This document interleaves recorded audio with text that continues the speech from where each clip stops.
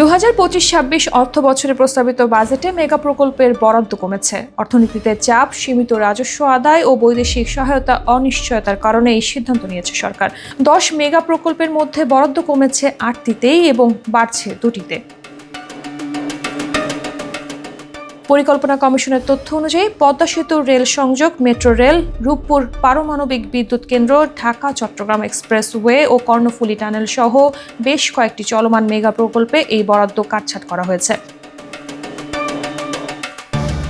2024-25 অর্থ বছরের সংশোধিত এডিপিতে মেগা প্রকল্পগুলোর জন্য বরাদ্দ ছিল 34,810 কোটি টাকা, যা নতুন অর্থ বছরে নেমে এসেছে 28,387 কোটি টাকায়। এই সিদ্ধান্তের পেছনে রয়েছে অগ্রগতি অনুযায়ী অর্থ ছাড়ের নীতি এবং প্রকল্প বাস্তবায়নের ধীরগতি।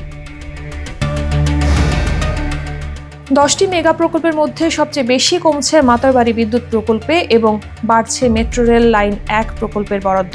রূপপুর পারমাণবিক বিদ্যুৎ প্রকল্পে বরাদ্দ দেওয়া হচ্ছে 10,011 কোটি টাকা। মাতারবাড়ি 1,200 মেগাওয়াট বিদ্যুৎ প্রকল্পে বরাদ্দ দেওয়া হচ্ছে 202 কোটি 50 লাখ টাকা।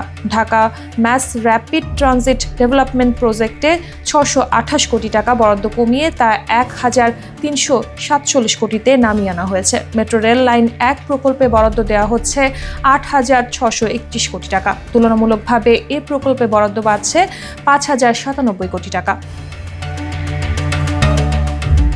এছাড়া সাপোর্ট 2 ঢাকা এলিভেটেড এক্সপ্রেসওয়ে প্রকল্পে দেওয়া হচ্ছে 157 কোটি টাকা। বঙ্গবন্ধু শেখ মুজিব রেল সেতু প্রকল্পে দেওয়া হচ্ছে 1,559 কোটি টাকা। অন্যদিকে ঢাকা আশুলিয়া এলিভেটেড এক্সপ্রেসওয়ে প্রকল্পে দেওয়া হচ্ছে 3,341 কোটি টাকা। পদ্মা সেতুতে রেল সংযোগ প্রকল্পে দেওয়া হচ্ছে 1,083 কোটি টাকা। আবার 2000 রামু কক্সবাজার রেলপথ প্রকল্পে দেওয়া হচ্ছে 562 কোটি টাকা।